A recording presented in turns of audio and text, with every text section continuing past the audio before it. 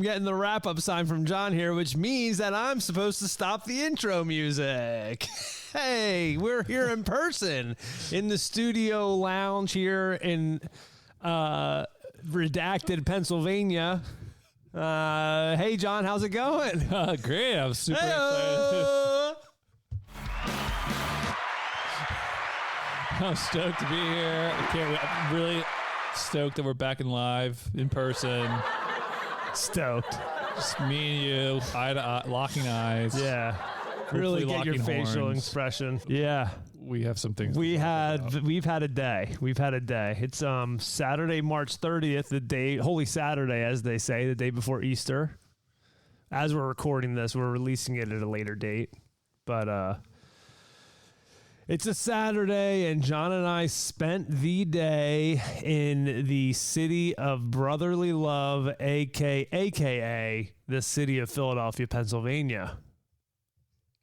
It was wild. It was a good day. It was a good day. We actually had fun. Wake up, take SEPTA, picked up the SEPTA train. We caught the 8 o'clock? We caught the 8:45. Living in a lonely world. Going from Norristown to Jefferson Station.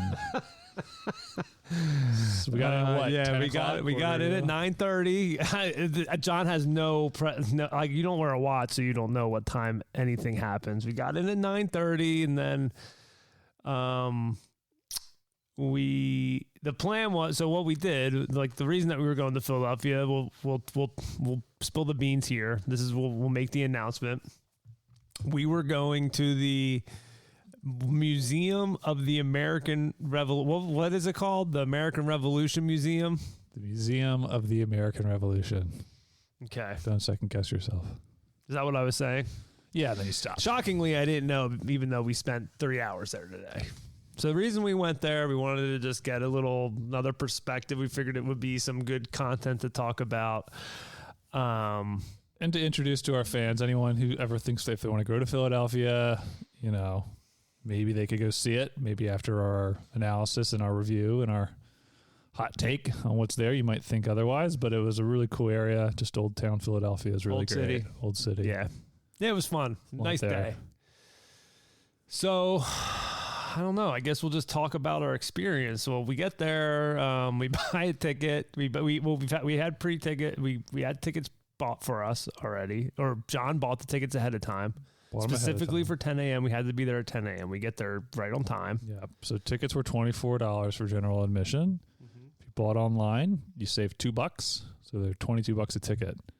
And then we decided to take them up on an option to have a guided tour, from 1 hour guided tour of the museum, an additional $10 per person. So all up, we're out about $64. Yeah. On this little excursion, but it's okay because we care about our fans, and we want to care about our fans, care about history. We want to tell you the whole story. We want to get everybody's perspective, right? We want to see from all sides. Yeah.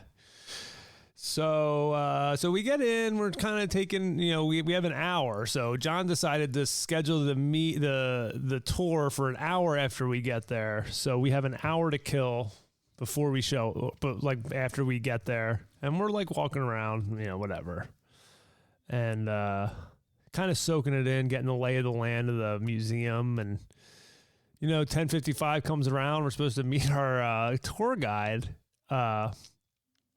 So we go downstairs, and, me and John are just waiting in the lobby, and then all of a sudden this bozo comes out of nowhere, and he's like, hey, anyone for the 11 o'clock tour, come on over here. So, like, I tried to be fun and tried to make it like, oh, this is going to be a good time. So I'm like, woo, that's us. And I walk right up to the guy, put my hand, I'm like, hey, what's up, man? I'm Matt. And this guy gave me the biggest stink eye I've ever seen, and like put his hand out like the deadest fish of a handshake I've ever had in my entire life, and just didn't even acknowledge that I was trying to be friendly to this guy.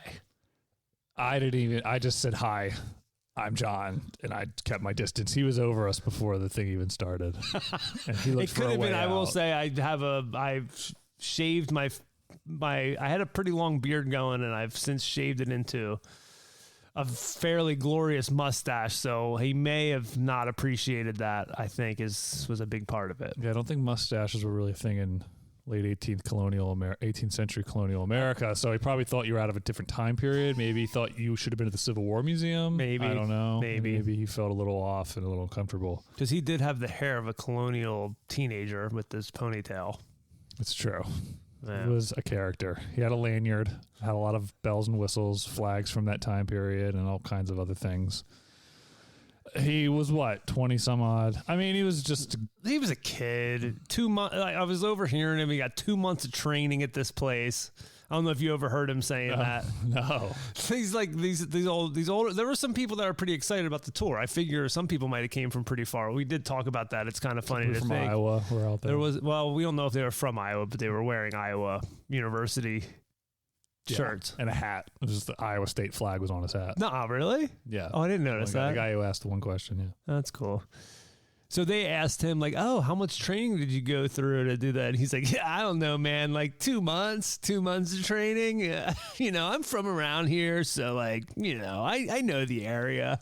Full closure. Matt's making him sound way more cooler and nonchalant than he really was. This guy he was a little He was a little bit of he was a little arrogance too. A little arrogant. Didn't really open it up to, I mean, we are kind of just like roasting this guy, but he did kind of, the handshake. $10 a person. The handshake really rubbed me the wrong way. It really did. And then like he introduces himself and doesn't, no crowd involvement of like, hey, you know, what are you guys here for? Where are you guys from? You know, any questions? He's just kind of like, hi. I work here at the museum, and I'm going to tell you about my favorite parts of the exhibit. And it's like, he's like, let's take the elevator, which that got on my, right off the bat, I'm like, elevator? It's a 1-story building. I mean, I guess you have to be handicap accessible. Yeah, he was. But he could have been like, listen, anyone, you know, we were, whatever. That bothered me too, because I'm like, you could just take the stairs, and then if there's anyone, I'm all about you know, being handicap accessible. He could have gotten the handicap, like the people who had mobility issues, into the elevator, and then us able people, I gotta really do the line here. But anyway, anyone who didn't want to take the elevator would have been offered the opportunity to take the normal stairs, and he could have taken us up there. But based on his handshake, I guess he doesn't take the stairs very often. No, historically speaking, he seemed a little lazy. I don't think he wakes up every morning asking, how can I nail history today? Like we do. And I want this to last through the ages, this content. But in 2024, as I was telling Matt, anything made, I think, within the past decade, you know, you're going to expect a kind of narrative or storytelling. The overall museum, and we can get more into the weeds of it, but it was, you know, it kind of had a very modern look at things. Everything was very presentist and kind of its outlook. Well, he started off the tour with like, this is, I don't know if you picked up on this, but you get out of the elevator and there's a box. There's like a display box, like right off the bat. You get out of the elevator and he's like, this is the piece that I always like to start my tours with. And it's a picture, 3 of the same pictures of George Washington kneeling in the field and whatever, but it is a pretty cool picture. George Washington's like kneeling in the field in Valley Forge. At Valley Forge, yes. So he kept saying like, this is, you know, and this is why I really like to start my tours with this one. This is a really important piece, and this is really sets the tone for the whole museum. But then he goes, yeah, they change whatever's in this box every 3 months. And I'm like, well, if you always start your tour here, so you're always starting your tour in a different like, you're not, this isn't like a firm starting piece of like the revolution. This is just like whatever they decide they want their tour guides to start with, and what rhetoric they want them to set. It could have been that, but I think it was, so yeah, those the 3 paintings, but in these paintings, in each one, 2 out of the 3, I should say, in the background, so like there's a guy who's like kind of creepily sitting in the woods and looking at Washington praying. He's in the front of the picture, and this guy's like off in the background. Apparently he's the painter, or he's the painter, and then he wrote a biography some years later. And the guy was making a point, the tour guy was making the point of saying like, we've created like mythologies around these people. And like he said, the painting wasn't even done until the 1820s, and there was a second great awakening, a religious awakening, presumably in the North. I don't think it was a Southern thing. And basically saying that like we already, even just 20, 30, 40 years after the event, we're already looking backwards and kind of looking through the lens of our current eyes, of our present day. So I think he tried kind of pivoting that, saying like, we're going to look at all these things and stories we're looking at through a modern lens and with a modern understanding. I get that, but if that display changes every 3 months. But the display that changes into could communicate the same message. You know what I mean? It could be we're looking at it through people's eyes. Like we're looking at it through our eyes today, and we're looking at stories of people. And one of the very first rooms was the lead up to the war. And he's like, yeah, just in this one gallery, and it was a pretty small room, you've got about 12 years worth of probably the most important part of it. I mean, if you really... in all reality, if you really need to understand the rest of the museum, that's probably the most important time period to understand, and they didn't really get into it. He's like, oh yeah, they taxed us. Didn't really kind of got into that it was to be the British did it for the reason of, but didn't really even go over the representation part of it. I don't know. The guy had no passion about what he was doing. And it was very scripted. It was just disappointing. I didn't expect much, but man, for $20 technically for the two of us. So he comes in and he's going through this and that, showing us stuff that, picking random stuff out that was whatever, blows through the naval part of it, blows through that, blows by the Native American stuff, like didn't even... Maybe we can give our listeners. So we found, I think one thing we did learn today for sure was... the British had like an alliance with the Iroquois Confederacy or groups within the Iroquois.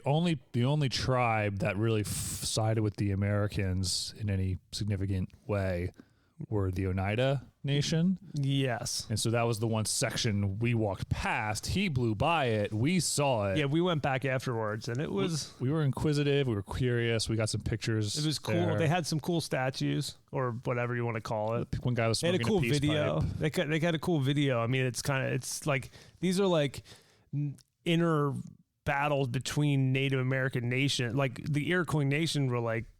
had a... Yeah, I guess they had like the a Mohawk. pack. Well, the Iroquois Confederacy was a group. You had Mohawks, and they were all cool with each other. And Oneida. Then the Oneida decided to side with the Americans, and of course, again, something that is always a disappointment for me to gloss over in American history is they were both fighting for the sides that promised them that if they helped them win the war, they were going to go to bat for them, for their land and to preserve their culture and everything like that. And it was just obvious. So, in hindsight, so obviously a lie. They even say that, they had like a recreated video where there was like two I guess not brothers, but like two differing sides of this,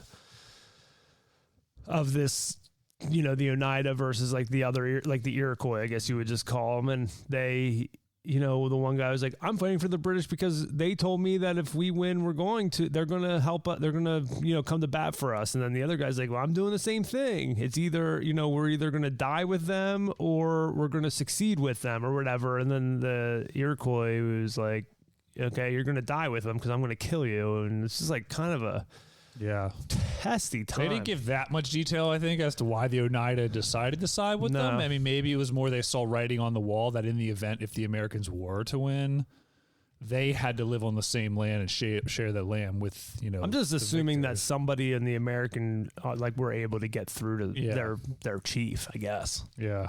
Just manipulate. Manipulate or pay some tribute or whatever. Yeah, some level of commitment. That's definitely like something that's just not touched on, and I don't know. Just definitely got blown by our friend who didn't even give us his name. Another big piece. We can talk about the other highlights. So like like I said, Matt said earlier, he kind of introduced himself. He says we're going to walk through. He'll give us a really quick overrun of the whole museum, but then he really wants to take us to some pieces that he particularly likes. And the very first one, He showed a There was chamber no pot. passion. We walked in, very first thing. the chamber pot. That was a good joke. Showed a chamber pot that had the initials of representing King George III. No, it had the insignia or whatever, yeah. And he made a joke saying, well, this is on the inside. And it could be on the outside. And then everyone kind of chuckled. Because if it was on the inside, it'd be a whole different meaning. And, you know, a couple people laughed. People from I Iowa, did. like, kind of chuckled. They, like, felt, you could tell they were some Midwestern. I got to be polite. This is a weird town we're in, Philadelphia, so I guess I should be nice. But yeah, so then we kept going, and then went to the stamp. There's like a Stamp Act room, and we actually saw New England Gazette, Pennsylvania Gazette, and it had a stamp. What the stamp looked like. But the one good explanation I will give him credit for was when he was saying that he's like, it wasn't about taxes up front.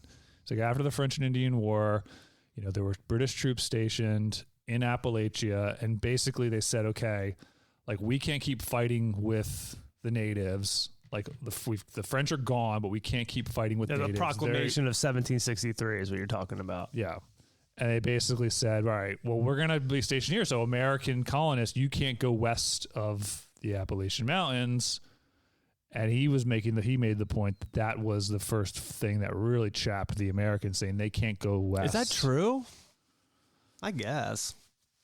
It actually, I think that would actually hold more hold more weight than just into taxation without representation. I feel like that, like when you say you can't have land, I think that would actually chap people who see land, and then I think they would think the natives only have so much claim, if any claim at all, to it. They'd be, well, we can go.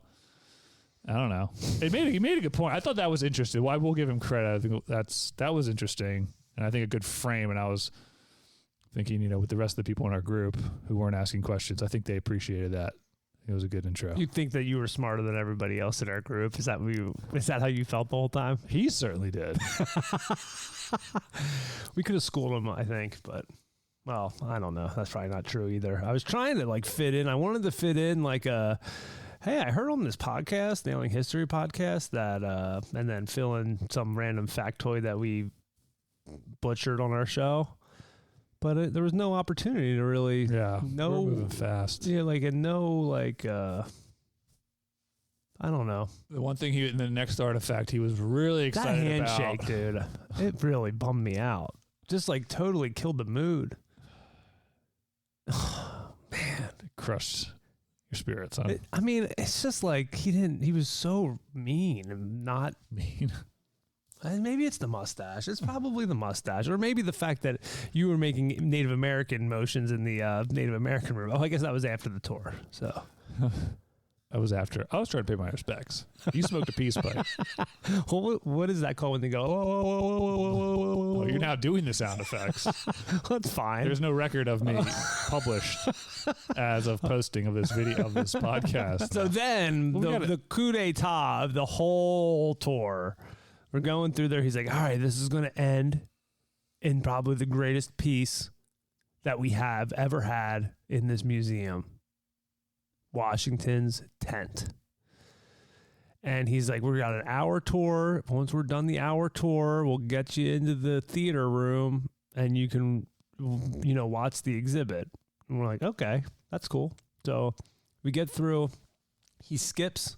Basically rushes through the southern theater of the war, and then he just kind of says, all right, that's it. Here, I got you. You guys are a little late for the video. Here you go. And we go in. The theater's full of people, so we got to stand in the back. And we're like, all right, this is fine. This could be cool. So they claim that they have George Washington's tent from the war. So these two people come in. They're like, hey, hey, we're just here. Thanks for coming. I'm excited to show you guys the tent. Just want to let you guys know. Don't take any. Once you see it, don't take any. I got a little video for you. And then after that, make sure you don't take any pictures of the tent because the flashes, will destroy it over time. Which I don't know.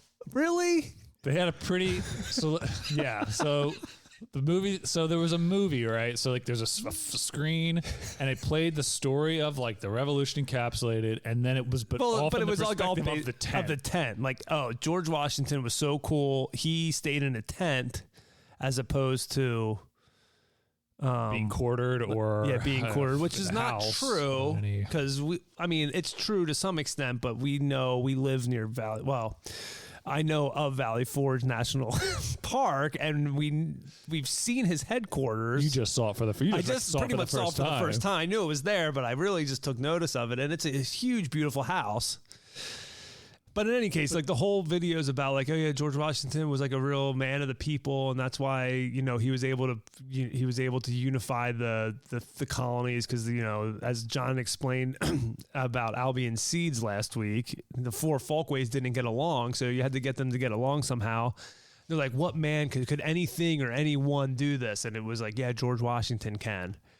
And it was about him like just being a man of the people. His speech when he kind of, I guess retired from the army, or like kind of like his farewell address to the army, or after the war. Fraunces Tavern in New York. If anyone's interested. I think when he was trying to like get money for the army or whatever, they were complaining about like not getting paid their dues, their back pension or whatever. And he was just saying like, I broke my body for this army. Broke my body. I'm almost blind for this army. And kind of George Washington's a cool dude. Don't get me wrong. I don't want to be negative about George Washington, but this tent thing was just kind of like real lame. It was forced for sure. And then the story of the tent after. So they have a whole movie and there's a narration, and the narrators, I've heard his voice before. I can't put. He's been in. I think Morgan Freeman. No, kind of that effect. He's been in some Ken Burns documentaries. He's done the voiceovers in some Ken Burns documentaries. I think maybe the Civil War, and a couple others. But yeah, so it's like a 5 minute, well, probably 10 minute telling of the tent, and kind of looking at the nation's history through the eyes of a tent. And how it followed him, and then after the war, it ended up in the Custis family, and the Custises were married to the Lee family, and talked about Arlington and about how Robert E. Lee's wife had the tent in her possession, but then they had to sell it later down the track, or that somebody took it during the Civil War. I've missed that part. Then eventually the tent ended up back in the Custises' possession. They then sold it to feed and clothe the widows of Confederate wives. This is getting boring. Anyway, I'm trying to tell people about no one cares. So they go through like a guy went here, went there, went here, went there, went here, went there. Oh, they set it up for whatever, and then I'm just telling I was angry. That's all. But go ahead. I mean, they made it. Chat my ass that they make a whole presentation about a tent, but meanwhile they literally destroyed half the country in the Civil War to glorify a freaking tent that the family, a private possession that a family then had to sell to feed widows. They just like brush that over. Oh yeah, the Confederacy had to sell a tent to feed wives of dead soldiers, Confederate soldiers. I don't know. It was a little. It was super rah like nationalist. I don't think George Washington would have been a big fan of this video. I think it's a tent. I think George Washington would have said like, listen, I lived in that tent, but I also had like 3 slaves that lived with me, and it was like really nice and whatever. Like they're trying to make the exact opposite of what they tried to say in the beginning when we got off the elevator, and he's like, yeah, George Washington, we're going to try to step back. He was a normal we're not going to put him up on a pedestal. This video did the complete opposite. Like George Washington, like this like folk hero, which is just like a normal guy. But yeah, the video didn't. But the video was the complete opposite. They're like glorifying this tent. Anyway, it was dumb, and it was like 5 minutes long, and then with no build up whatsoever at all, they lift the screen. The screen automatically retracts, and there it is, the tent, and it's like the music. It's like, oh, yeah, the angels sing, and like this light show. And like you can kind of see inside of it. To some point, I was like, "Is this still a video?" Like I was kind of confused, and there was no like, "Oh, this is where this part was." It was just like a bunch of like light show and this heavenly music coming from wherever, and then couldn't take any pictures. Don't forget, and then that was it. I don't know if we were supposed to be impressed with it or what. You couldn't go up to it. You couldn't see it. It was behind glass. And all that it was a friggin' piece of canvas. I mean, Independence Hall is way more impressive than this tent, and you can walk inside there. Yeah. The fact that like this is just like so, oh man, it was such a letdown. I think Washington would be upset with the cult of personality that the museum had of him and other people, but him in particular, especially because the guy started the tour. They just contradicted themselves. They contradicted themselves. They tried He to be was something a they're not. disinterested statesman who did things for duty, and when he served his duty, he went back to his farm. They called him out to be president. He served his duty again. Like, the guy was duty bound as a Virginian. And I just think this cult of personality, it was just Cult of personality. a la, who sings this song? I forget. In Living Color or Living Color. Like, yeah, it's just we create these mythologies of this guy, but he's the perfect mythology because he was able to, as they say, bring all the sides together. But I think he was. Don't get me wrong, but he didn't. He did it for out of duty, like John said. So to get the for them British to be out. kind of like charging $25 to come see his tent behind the glass, It was a big profit. it didn't do it for me. It was a profit. It grab. didn't do it It was for a me. money grab operation. It was I think we definitely would well. agree. I think what we came to the conclusion as we were leaving was just like you could tell that the museum was for profit.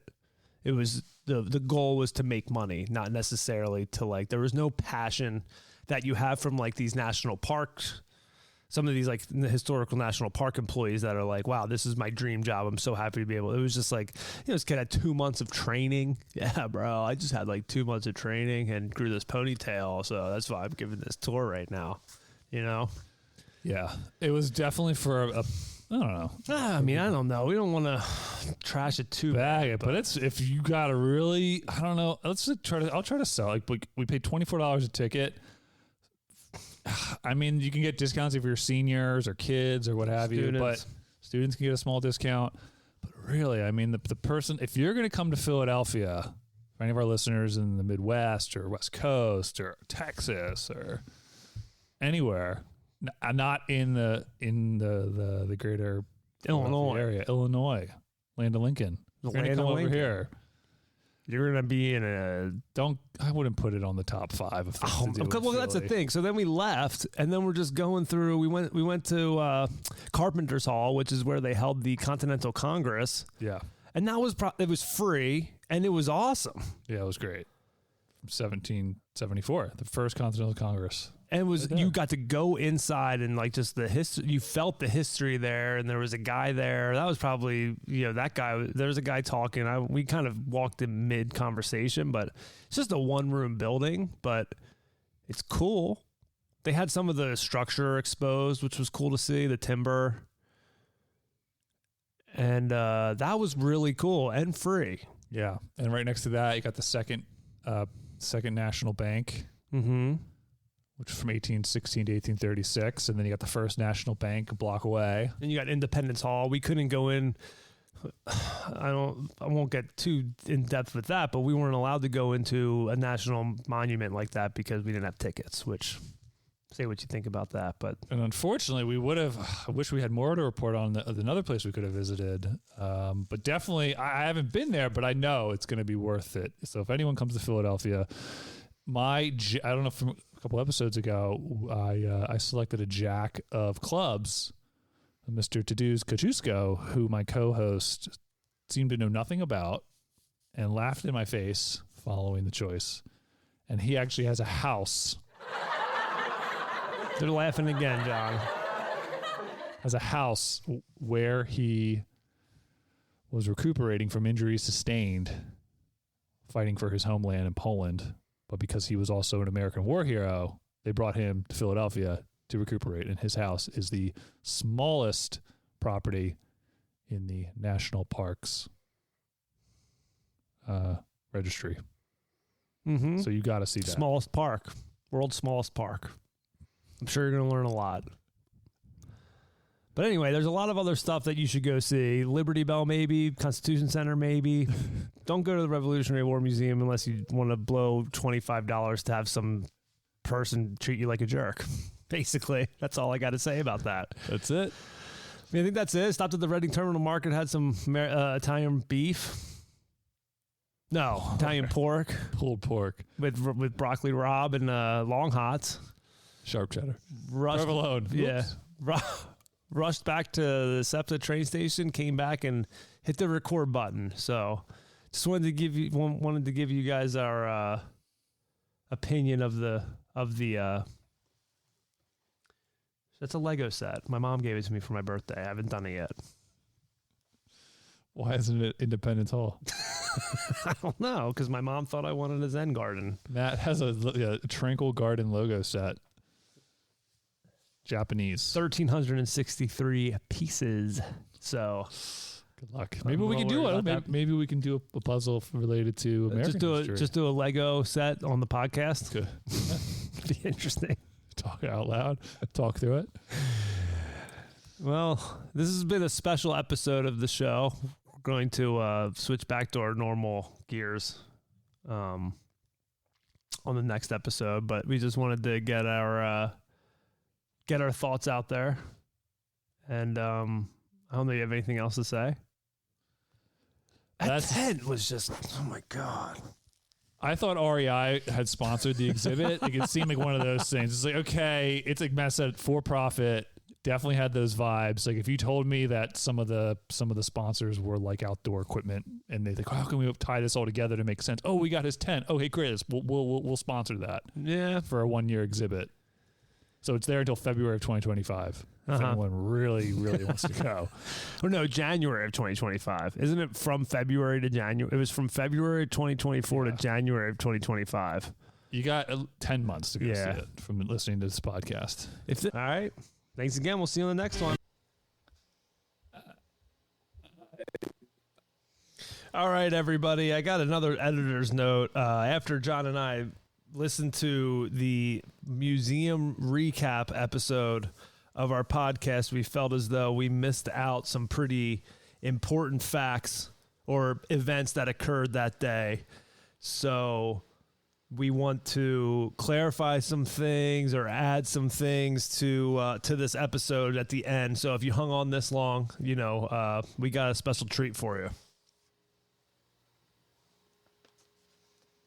You don't have to say anything, John. You can just sit there. Good for you.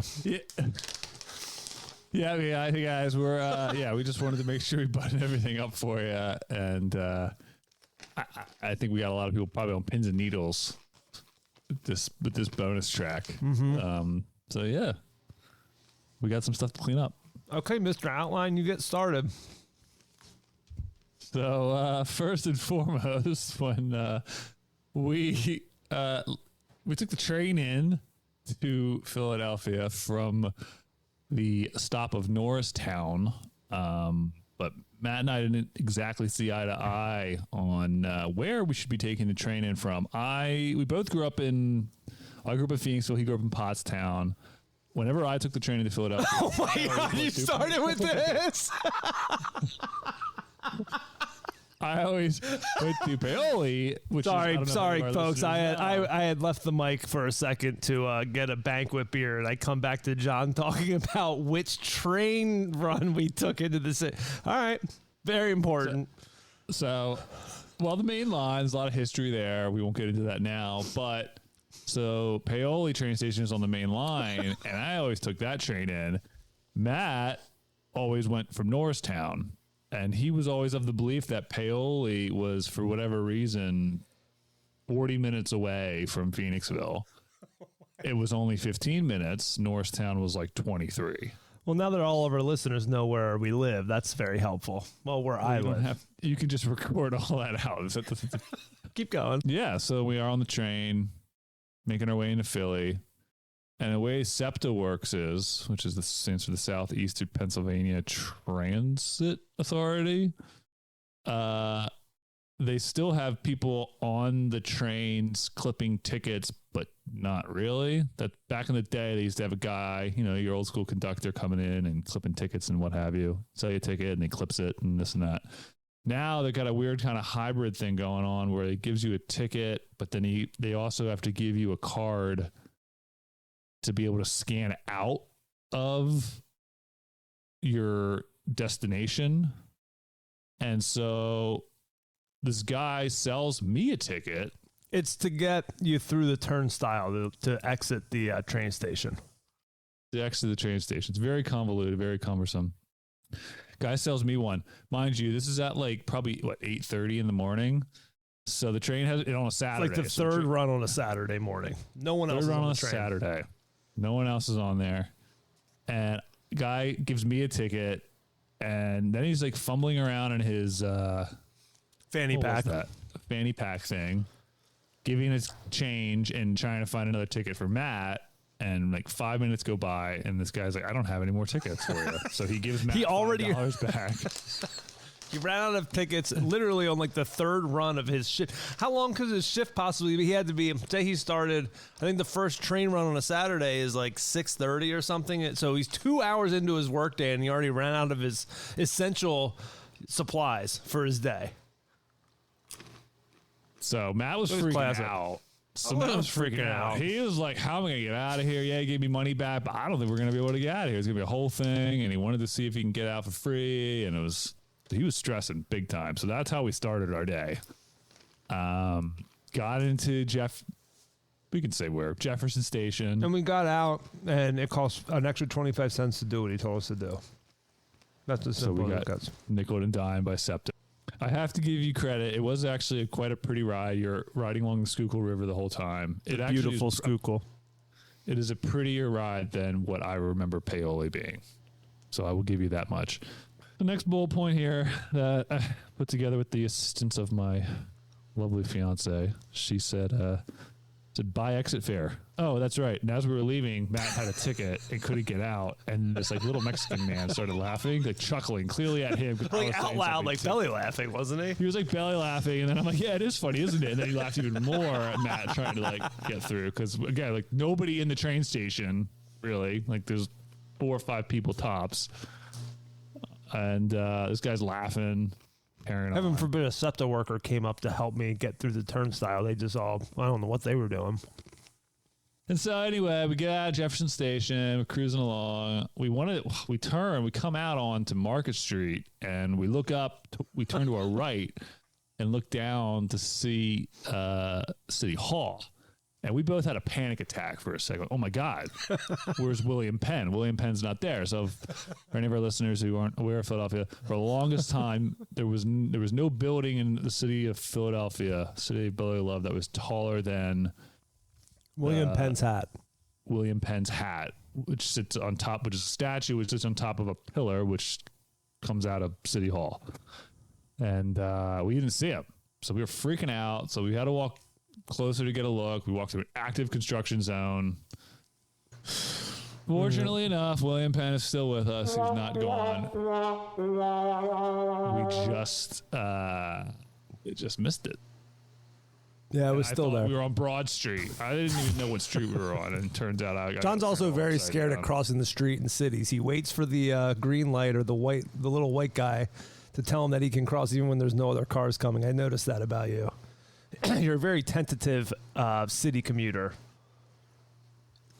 You think they'd pick me out of it? You think I'd stick out like a sore thumb on it? Yeah, I fit in. Like they would see me. They're like, this guy must have grown up in the city. And they see me walking around.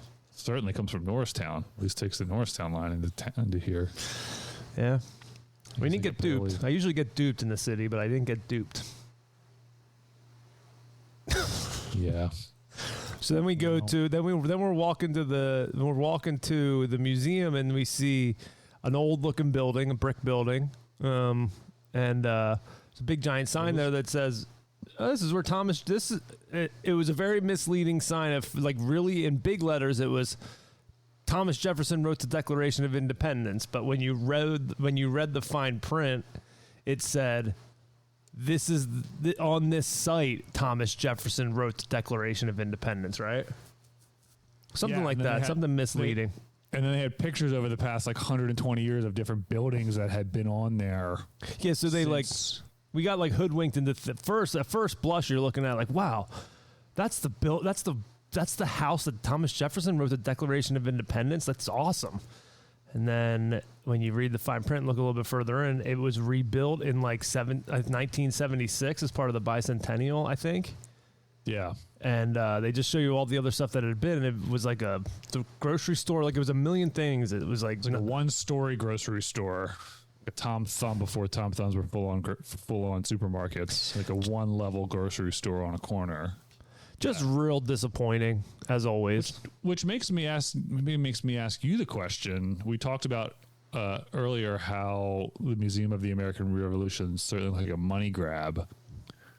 Would you say that kind of a similar thing just for the rest of Old City Philadelphia, for those buildings that aren't original? I mean, it seems... Yeah, I mean, I think somebody bought that property, found out that it was the house where Thomas Jefferson was on. I was like, oh, I got to recreate this. Or they built it on the purpose of making money off of that. It wasn't a national landmark or anything, I don't think.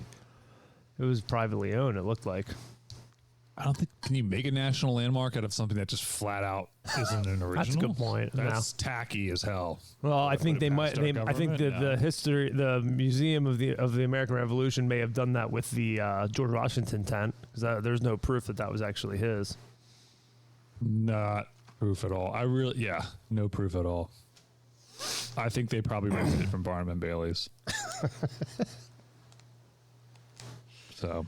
All right, so then the one thing that so we get there. I don't know if you have anything else on your list of bullet points, John, but the one thing that I really wanted to say that I was bummed that we didn't bring up as part of this museum was we walk in, we get our tickets, and there's a woman behind the counter, and she was nice, and she's like, oh yeah, she's getting us hooked up with the bracelets and everything. So she said, enjoy yourself, walk around. We got a bunch of cool stuff. And the woman, so I'm trying to, we don't know what we're walking into. So I say to the woman, what's your favorite thing at the museum? And she says, oh, right around the corner there's a flag that went to space. And I'm like, okay. We go all the way to Philadelphia to see these American Revolution artifacts. And then I'm like, to space? And I'm like, oh, did they bring a flag that was in the American Revolution? Did somebody bring that up to space?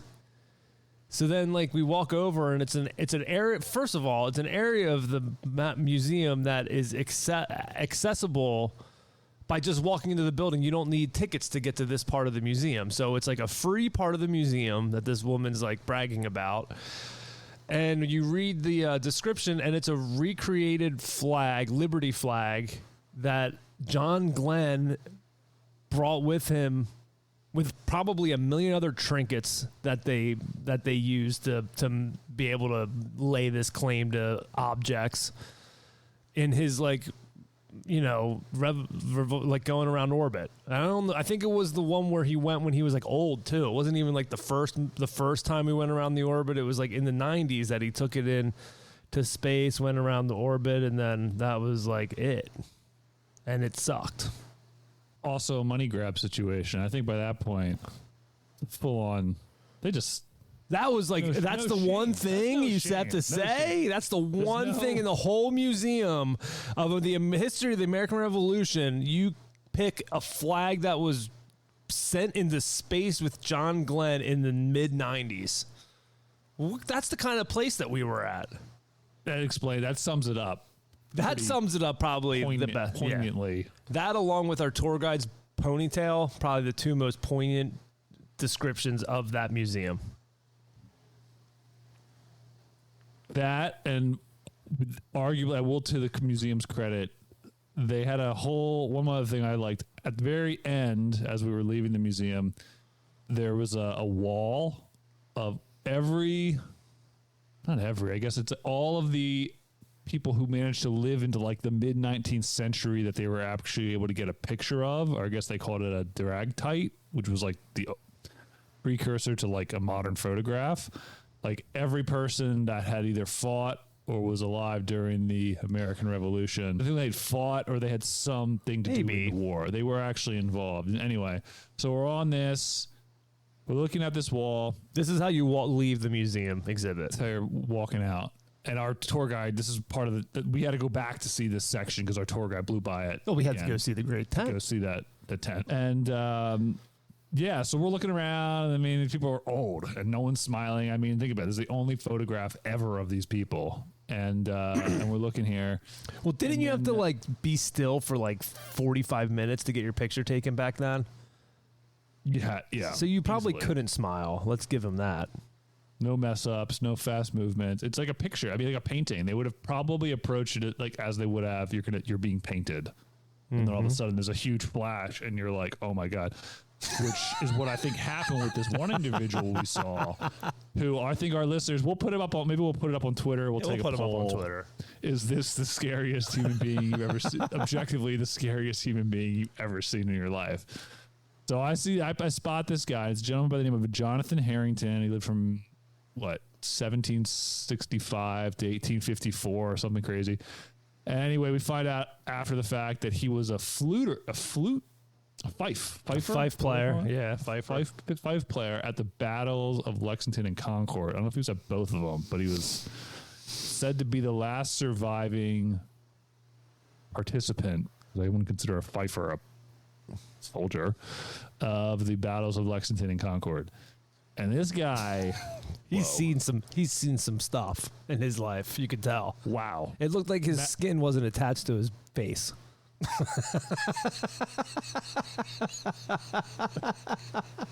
It was horrifying. It's pretty scary. I mean, I don't want to. We're teasing that out, but yeah, listen to this podcast. We'll put it up on Twitter and let us know what you think. Because yikes. So that was my. I thought that was. I'm glad we saw that. I'm glad we went back to that section and actually managed to catch that picture. And then they had a mirror that was like the future of the revolution, and it was supposed to be like the people who were there, which I felt was lame. That's very lame. In fact, I feel like nobody wants you to be that way. That's very lame. And the other thing, are you done? Is that all your bullet points? We went to Carpenter's Hill. I got other things. We talked about Carpenter's Hall. Oh yeah, did we talk about Reading Terminal Market? A little bit. Yeah. Shout out to we got pulled. I said we got pulled beef. You said pulled pork, and then you said we got Swiss, and you were like, "Oh wait, no, sharp provolone." You obviously didn't listen to it very intently. Anyway, so is that it? Yep. So the only other thing that I wanted to add that I actually did want to get your opinion on, John, and it's something that I feel like I really was upset. I was bummed that we didn't bring this up. Is one of the points that our tour guide, which I wish we knew his name. I want to say his name was probably like Todd or. He wasn't very forthcoming with Barry. That. He was very tight-lipped for being a tour guide. Anyway, one thing that he said was, actually, the war I guess it was when he got into the Southern Theater for the tiny bit of time that he actually talked about the Southern Theater. He made a comment like, by the time you got down there, there weren't that many British soldiers that were part of the fighting, but you were actually fighting loyalists. So he's made some comment. He said like, so really it was more of a civil war that we had going on, more so than a revolution or whatever, more war for independence. Yeah. And he said that historians have been moving in the direction of talking about it as such, but I don't agree with that. You don't agree? And I don't know what you think of that. Being described as a civil war. Well, yeah. I think words have meaning, and I do try to be mindful. I know I've said it a few times. I think I just said it even a couple minutes ago, calling it a revolutionary war. I like to try to be mindful enough and to call it the war of U.S. independence or the war for independence, American independence. In reality, the Revolutionary War is more of a colloquialism. Is kind of your point. No, it was a war of independence. No, it was a war of independence. I know, you're right about that. The wars that fight it, they thought their traditional English liberties were being trampled on.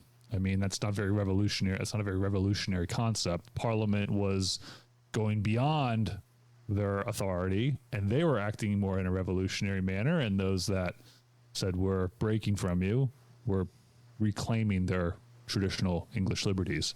That wasn't communicated in this museum at all, but it is what it is. And a civil war, I think by definition, a civil war is, yes, when two parties are fighting in the same country, for the reins of government, for the reins of power. And so I know in the American Civil War, that's also a misnomer. The South was trying to leave. They weren't trying to take the government over in Washington, D.C. They were also trying to secede.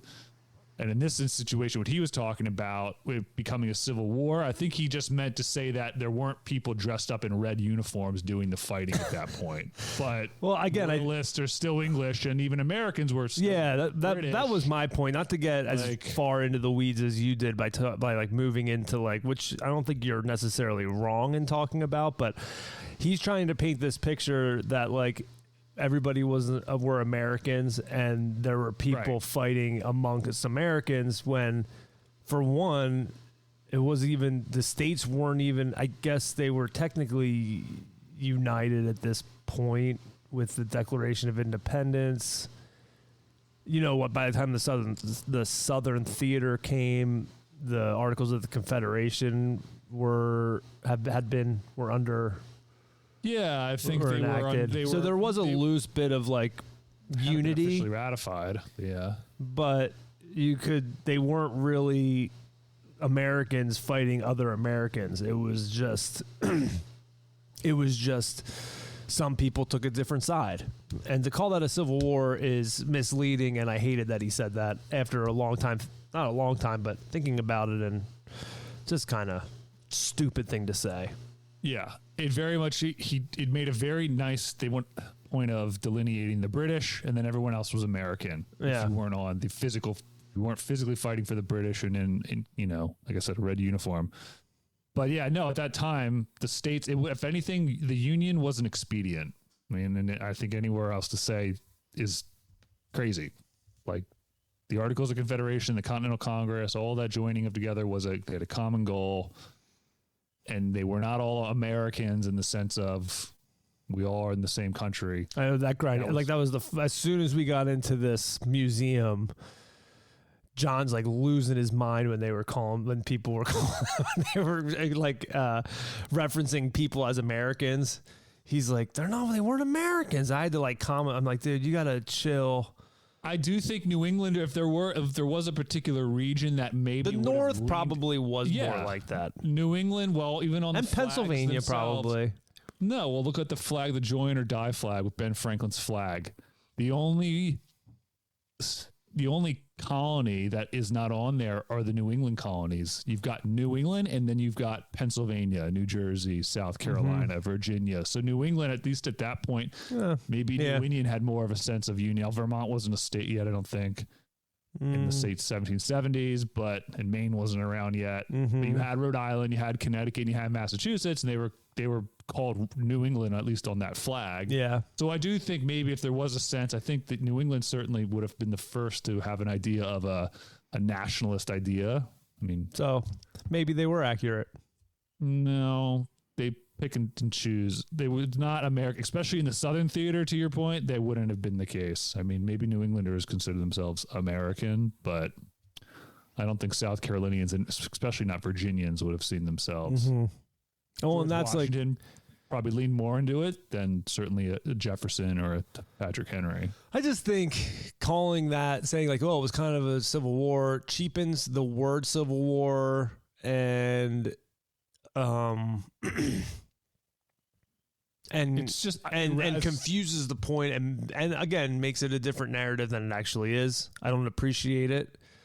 I'm hoping we can bottle this episode up. I'm going to send it to the comments section of the museum, and maybe they'll listen to it, and hopefully our tour guide gets canned. I'll be looking for a job. But no, I think one more point on that Civil War. I think there is something. Do you remember him saying that?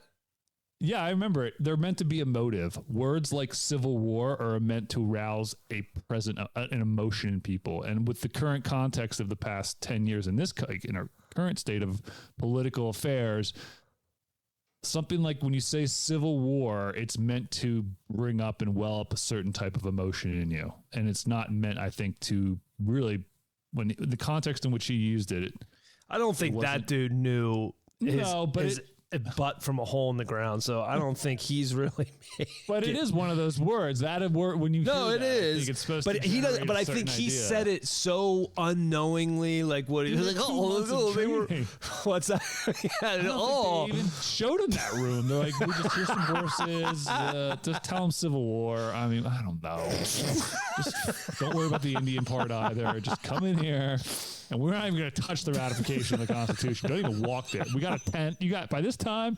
I bet you was training. If you're not in the tent room by now, your butt is grass. I bet you in training he had like 10 walkthroughs, and they're clocking him like, all right, dude, you got 5 minutes before they got to be ass in seats watching that tent come up. Don't worry about that back room.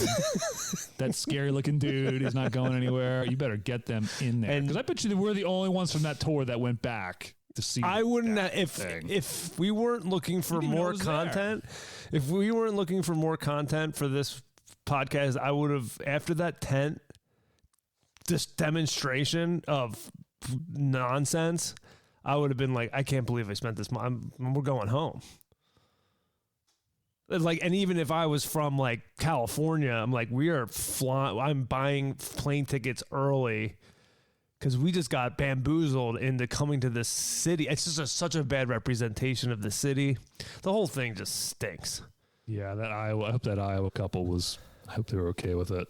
They weren't. I got one question in. I think the tour guide was like terrified of getting questions, and that's probably why. I get. Like he didn't know anything, and if we would have asked him, and like if anyone would have asked him any questions, he wouldn't have known how to answer them. So his probably defense mechanism is to lame fish handshake and ignore people who are actually seem engaging and interested in the stuff in the museum. Yeah, I mean. It's like he kind of. I think. He had the look, the ponytail. I thought we were in for it. You should have known. You knew by the elevator. By the elevator, yeah. First 4 minutes of engagement with the guy. Yeah. All right. It was bad. Yeah, well, I'm going to have to. We're 30 minutes into our recap. I have to trim some of it up. I don't know why you have to talk about taking the Paoli line versus the Norristown line. Guys.